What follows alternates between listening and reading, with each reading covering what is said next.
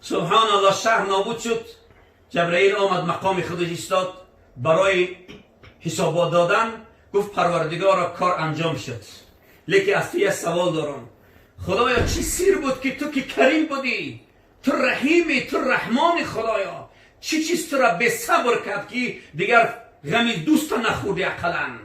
اقلا دوستت برای تو قدر منزلت پیدا نکرد، اقلا خاطر بینیش نکردی که او را نجات بدادی.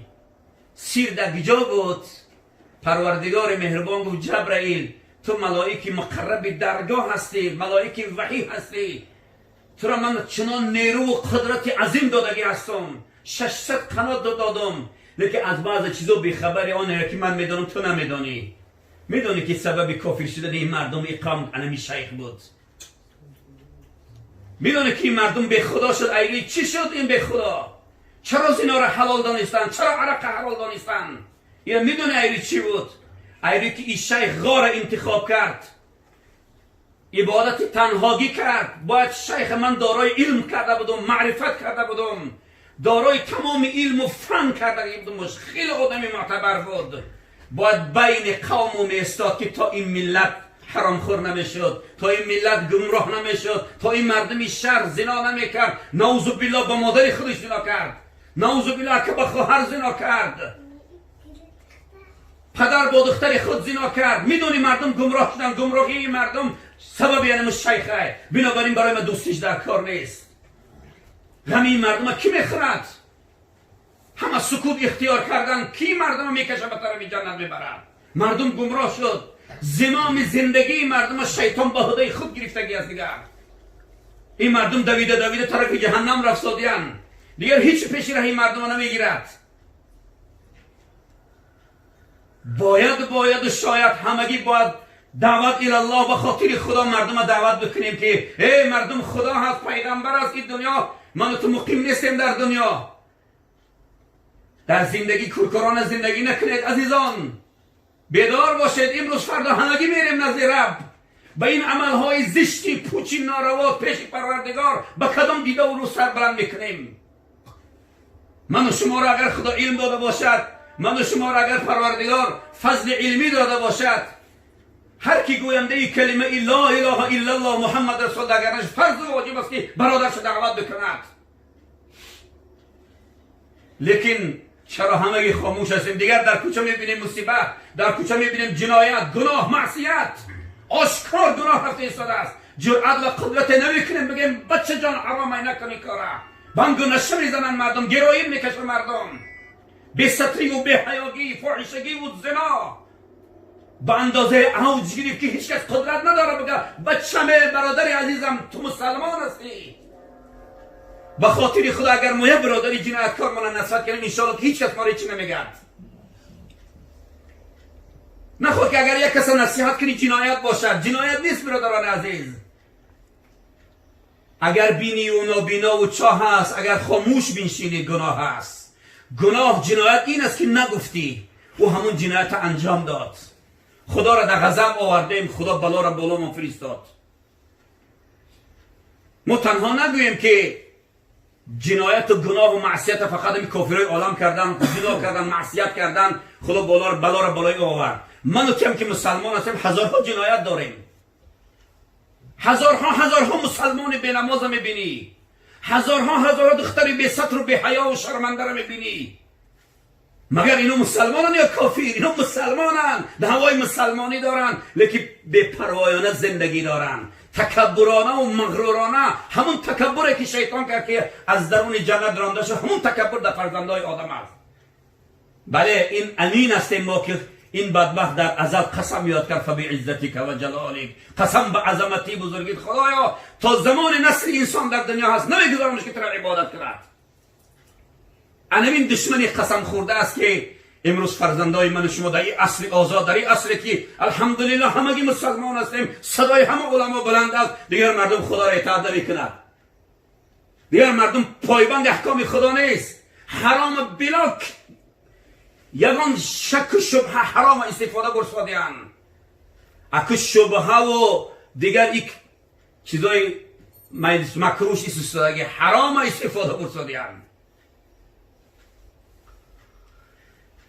و شکرولی ولا تکفرون شکر نعمت کنید کفر نعمت نکنید. در هر نعمت حلال خدا برکت ہے اگر کم هم باشد، لیکن نعمت خدا اگر بسیار هم که باشد حرام باشد در حرام برکت نیست. برادران عزیز، مادر گذاشتن، مادر عزیز، مادری که وصفی او را اگر هر چند بکنیم زبان ما لال حیران میماند. او مادر تنها عبیدالله و محفظ الله و عمرالدین نبود، او مادر همگی من شما بود. هممون طالب علم ها و ملا بچه ها از این مادر نام خوردگیم. مادری بود که واقعا مدرسه اساسی، مدرسه قرآنی، مدرسه ایمانی، مدرسه تقوایی مادر بود. مادری بود که قدر ملا بچه را، این قدر طالب علم نام دادن و آو دادن و خدمت و خادم بودن برای طالب علم کاری هر کس نیست. برادران عزیز، امید دارم که مادر نمرده است، بل احیا ولکن لا تشعرون. این همون مادر است که در راه خدا رفتن، در راه خدا شهید شدن، در راه خدا قدم زدن، گام برداشتن. و از این سفری که مادری بزرگوار کرد، امید دارم که در این ماه محرم الحرام این مادر از این سفر ناراضی نیست، زیرا پیش رب و پروردگارش رفت. همون خدایی که شب و روز عبادتش میکرد و او را تسبیح و تحلیل و تکبیر میگفت، پیش او رفت، در آغوش ربش رفت، به مقصد اصلیش رسید. لیکن در نظر من و شما مرد، ظاهرا مرد لیکن باطن نمرده است، زنده است، بل احیا. مادر عجب نعمت است برادران عزیز که پیامبر صلی الله علیه و سلم مادر مدرسه گفته است. آره، حق بر جانب رسول صلی الله علیه و سلم است که واقعا مادر مدرسه است. پدر صبحیدن به خاطر رزق روزی فرزنداش سحر میشه و میبره، بگه با وقت به خانه میبره، فرزندا خوابن، 24 ساعت کودک در آغوش مادر است. بنابراین اصحاب نزد رسول صلی الله علیه و سلم آمدن، گفتن یا رسول الله، برای من کی است عزیزتر از همه در دنیا که من او را قطعش خلق زیبا کنم و قطعش رفتار خوب کنم؟ رسول الله صلی الله علیه و سلم گفتن امک، عزیزی من. گفت مادرت. گفت بعد مادر کی است؟ گفت که مادرت. گفت بعد مادر کی است؟ گفت مادرت. چهارم دفعه گفت پدرت حرمت کن. حقوق مادر بسیار بلند است، قدر مادرها را بدانه.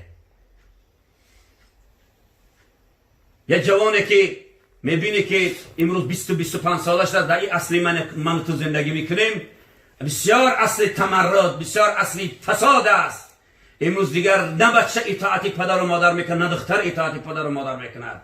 مادرای بیچاره، پدرهای بیچاره در خانه ها به مانند کنیز و غلام شدگن.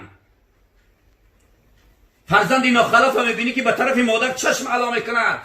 فرزند ناخلف میبینی دختر یا پسر طرف مادر صدای بلند میکند، با مادر دست به گریبان میشد، نعوذ بالله، با مادر هیاهوی میکند.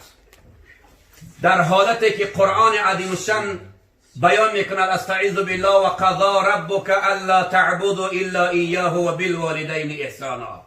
الله جل جلاله دستور قطعی میدهد، فرمان از جانب رئیس ناحیه و رئیس محله و رئیس شهر و قشلاق نیست.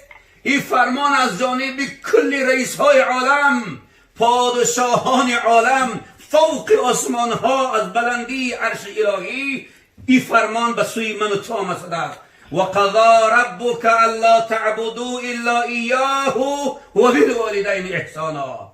الله دستور میدهد که من که رب شما هستم، پروردگار عالمیان، به شما ای مردمی کره زمین دستور میدم من عبادت کنید. الله جل جلاله را عبادت کنید که من بالاتر گفتم که لایق عبادت الله است. الله میگه مرا عبادت کنید و به پدر و مادرتان نیکویی کنید، خلق نیکو داشته باشید. حضرت عبدالله ابن عمر رضی الله تعالی عنه روز محضر رسول صلی الله علیه وسلم آمد، در حالتی که پیامبر او را فریاد زد او دیرتر کرد. وقتی نزد حضرت رسول صلی الله علیه وسلم آمد، پیامبر صلی الله علیه وسلم پرسید که عبدالله چرا که ما تو را فریاد کشیدیم تو دیرتر آمدی؟ گفت یا رسول الله الان در جنت بودم. گفت چی خیل؟ گفت الان کفای پای مادرم در بغلم بود و به این ریشهای مبارکم گفت کفای پاشم میمالیدم. همین حالت بود که اشک از چشم مبارک رسول الله صلی الله علیه وسلم سرازیر شد. عبدالله ابن عمر گفت که یا رسول الله مگر گپی ناجا زدم که شما ناراحت شده باشه؟ گفت نه، من از این گپی تو ناراحت نشدم عبدالله جان، بلکه آرزو کردم که کاش که مادر محمد صلی الله علیه وسلم هم میشد و منم کفای پاشم میگرفتم و ریشام میمالیدم. میدانی علتش چی است؟ در ریشات جواهرات میبینم، در ریشات دردانه ها میبینم. این دردانه های جنت است، انمون خاکی کفی پای مادرت است. حسن بصری رضی الله تعالی عنه عادت داشتن که حضرت خیلی اولیای کلان در اصل خودشان شاه اولیا بودن. عادتشان همین بود که وقتی درس مریدا تمام میشد، ذکر و تسبیح و تحلیل و تکبیرشان تمام میشد، می آمدن نزد مادر، شب یک لحظه میشستن، مادر خدمت میکردن، دستای مادر رو میبوسیدن، پاهای مادر رو بریشاش هر شب مالیش میکرد. حضرت حسن بصری رضی الله عنه مادر خواب میکرد، ثانی بعد میره پیش زن و فرزنداش، مادر دعاش میداد، میگو بچه مکرال نزد زن و فرزندکات خواب کن. هر شب عملش همین بود. هر شب از شبها نزد حسن بصری مهمان آمد، حضرت با مهمان آواره شدن. مهمان زیاد بود، مثل اکمانکه الله، خانه پوری مهمان شد، دیگر نزد مادر رفتن نتونید. هرچند حرکت کرد که مادر خواب نکرده برم یا بر مادر دیدار شد ببینم، نشد. دیگر مهمان زیاد بود، در خدمت مهمانا بودن. با همین شب دراز شد، مادر خواب کردن. مهمانا را گسیل کرد. حسن بصری رضی الله عنه دویده آمد حجره مادر داره، یعنی مکه نگاه کرد که الکی مادر خوابیدن. دیگر ناراحت نکرد، مادر را بیدار نکرد، آستقای پایین پاش آمد چیشت و همون لب کرپاش را بالا کرد، خم کرد، بریشاش همون کفای پای مادرش یادو بارم که لمس کرد. مادر بیدار نشده، هم لمس کرده، گفت که ترک عادت نشوه، گفت پوشانده زد رفت. مادرش بیدار نشده بود، خبرم نداشت. رفتن خواب کردن، سحر خیستن بامداد، بعد نماز بامداد عادتشون همین بود که امریدا میپرسید همیشه کدامید خواب دیده. این عادت رسول صلی الله علیه و سلم بود. پیامبر صلی الله علیه و سلم هر صبح بعد بامداد از صحابه میپرسید که امشب کدامید چی خواب دیدگیه. صحابه هر خواب میدیدن میگفتن رسول صلی الله تعبیرشان میکردن. حسن بصری هم مریدا رو طرف مریدا آوردن، گفتن که بزرگا همیشه کدامید چی خواب دیدگیه. هر کس هرچی، یکی از شاگردای عزیز و مقربشان گفتن پیری بزرگوار منم همیشه یک خواب عجیب دیدم. گفتن چه خواب؟ گفت خواب دیدم که در همین ریشای شما، گفت همین ملائکه فرامد و برآمد داشتن، اینش میفرامد اینش میبرآمد. خیلی انبوی زیاد این ملائکه ها رو میدیدم که نورانی در ریشاتم بازی میکردن. خرسندشون از دور تماشا کردم و خیلی خرسندی کردم که پیری ما قدر انشالله عزیز و مکرم در پیشگاه خدا هستند که ریشاشون قدر منزلت دارد. حضرت ایستادن، خیلی توجه کردن و سوی مرید گفتن که آره من این شب کمتر کارم خلاف کار شد. هر شب من با مادرم میرفتم